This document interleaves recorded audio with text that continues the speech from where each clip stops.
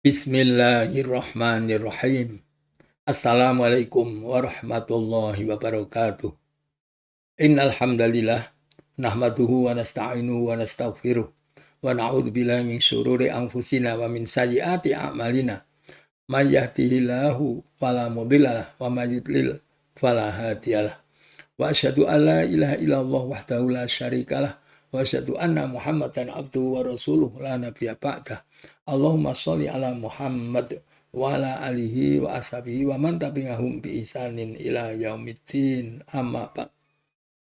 Pada kesempatan ini akan saya jelaskan mengenai penyelenggaraan asrama YG Tunis. Asrama YG Tunis diselenggarakan untuk menampung siswa-siswi YG Tunis sendiri dan para tunanetra yang mengikuti pelajaran integrasi. Dan juga siswa yang menginginkan kursus mengenai Al-Quran Braille maupun kursus keagamaan yang lainnya. Asrama YG Tunis dipimpin oleh seorang ibu asrama dengan dilengkapi petugas asrama sebagai juru masak dan kebersihan. Ibu asrama yang pertama adalah Ibu Sri Naimah sampai tahun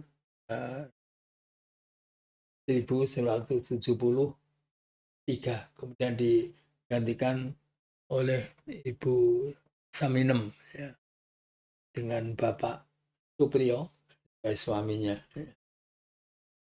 Kemudian mulai 1975 dipegang oleh Ibu Supriyati bersama Bapak Ali Sibri ya, sampai tahun 1980.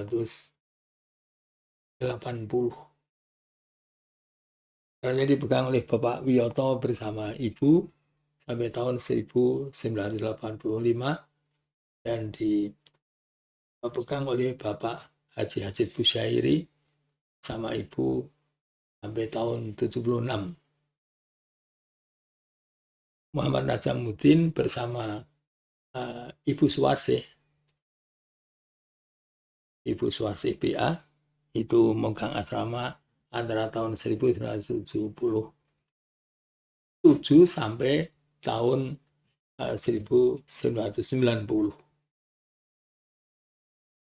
Karena urusan asrama termasuk logistik asrama diurus oleh Ibu Suwarsih BA. Selanjutnya asrama dipegang kembali oleh Bapak Hajid Busyairi bersama Ibu sampai tahun 1997 dan dipegang oleh Ibu Maryati bersama dengan suaminya Ibu Maryati, Bapak Suratman. Beliau tidak lama kemudian digantikan oleh Bapak Suparyanto bersama Ibu. Kemudian beliau digantikan oleh Saudara Masruri Abdullah TI bersama Ibu.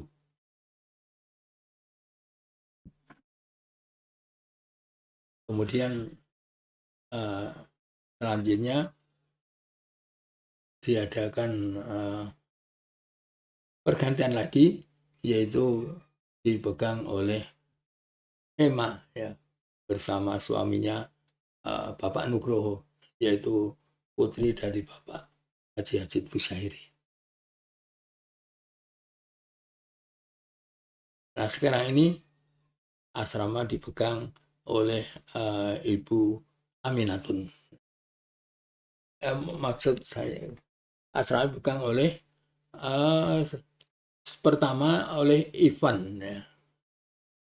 Mas Iwan kemudian diganti oleh Sersan Mayor Ehsan sampai sekarang. Kemudian kegiatan di asrama cukup banyak ya, untuk meningkatkan keterampilan ataupun juga keilmuan pada para tunanetra khususnya dalam ilmu agama. Di asrama diadakan pengajian, latihan dakwah setiap malam minggu, dan waktu itu di LDM, latihan dakwah malam minggu.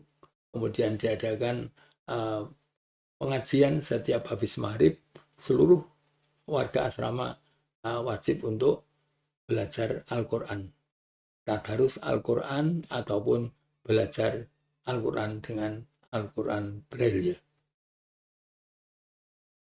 Setiap habis subuh diadakan semacam tausiah atau kultum, kuliah 7 menit, yang diselenggarakan intern asrama itu sendiri, dan sekali-sekali juga mendatangkan ustadz dari luar. Dari asrama diadakan latihan untuk kemandirian bagi anak asrama. Asrama adalah sangat besar peranannya dalam melatih pada para tunanetra untuk mandiri. Kalau seorang anak tunanetra belum pernah tinggal bersama teman-teman tunanetra secara khusus, adalah ada kekurangan dalam kemandirian, dalam kepercayaan diri, terutama dalam orientasi dan mobilitas. Sebagai contoh, pernah terjadi, yaitu siswa yang bernama Tri Haryatmi. Tri Haryatmi ini mengikuti pelajaran integrasi atau inklusi di sekolah biasa dari SD, kemudian SMP dan SMA dengan prestasi yang cukup baik.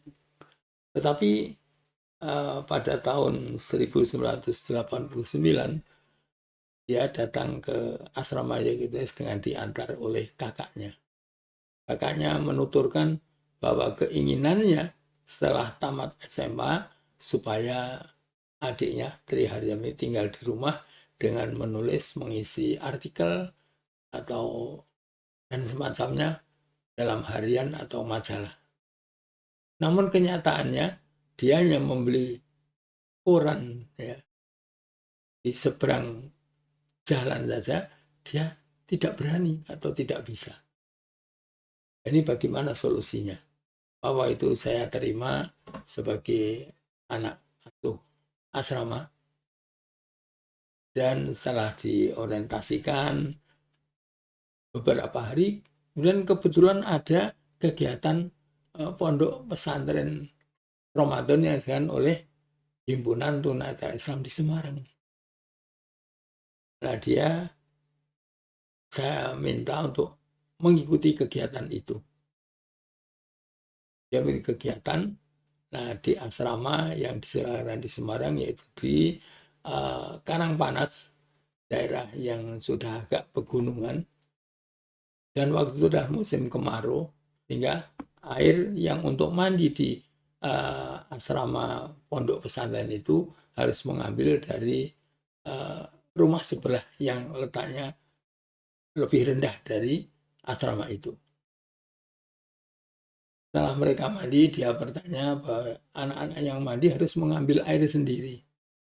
Kemudian menyampaikan pada ibu asrama waktu itu adalah ibu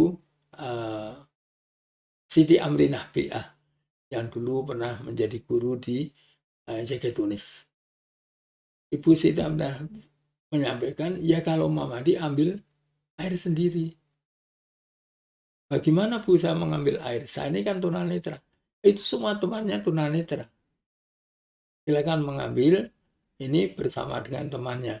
Artinya digandeng oleh seorang teman, dia mengambil air.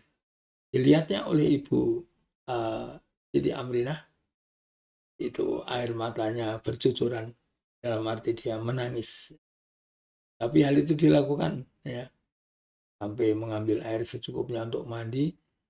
Dan begitulah setiap hari pondok Ramadan yang dilaksanakan selama 2 minggu. Sepulang dari Semarang, ya, itu kembali ke asrama Tunis, itu saya mempunyai sikap yang berbeda, punya kemandirian.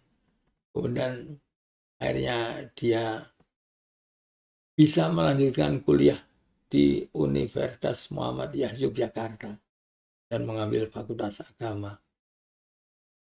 Untuk mobilitas atau pergi ke tempat perkuliahan, dia menggunakan fasilitas bis kota. Dia sudah bisa pergi pulang sendiri dengan naik bis kota.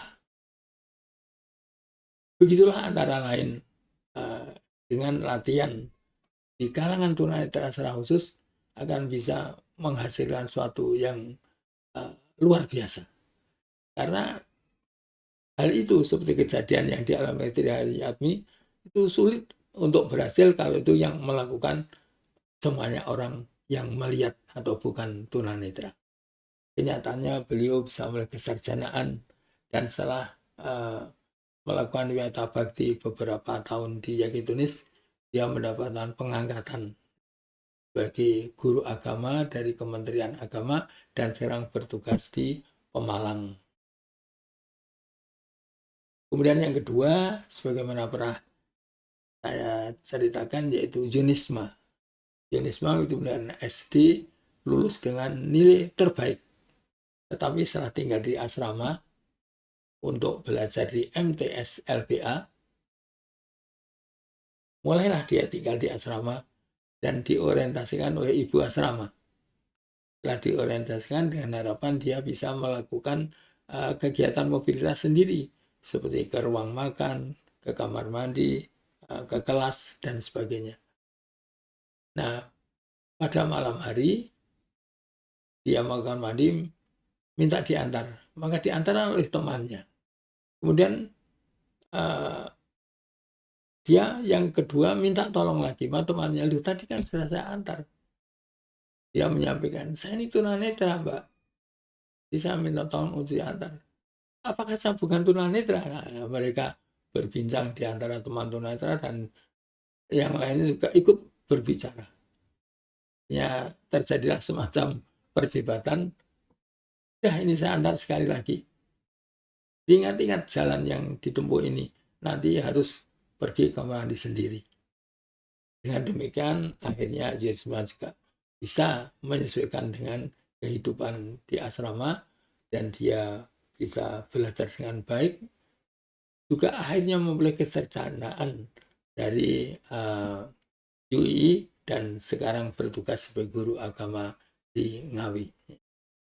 Begitulah antara lain fungsi asrama untuk melatih agar tunanetra itu mandiri, itu adalah percaya diri, terutama dalam orientasi dan mobilitas. Karena pelajaran orientasi mobilitas yang disampaikan oleh orang yang melihat itu hasilnya tidak begitu maksimal, tapi dipraktekkan bersama-sama dengan teman senasib akan membawa hasil yang cukup signifikan. Demikian yang saya sampaikan mengenai asrama Yakitunis yang diselenggarakan untuk membantu proses pendidikan dan kegiatan anak-anak tunanetra bagi anak asuh Yakitunis. Ini yang saya sampaikan pada kesempatan ini. Mudah-mudahan ada manfaatnya. Subhanakallahumma bihamdik asyhadu alla ilaha illa anta astaghfiruka wa atubu ilaik. Assalamualaikum warahmatullahi wabarakatuh.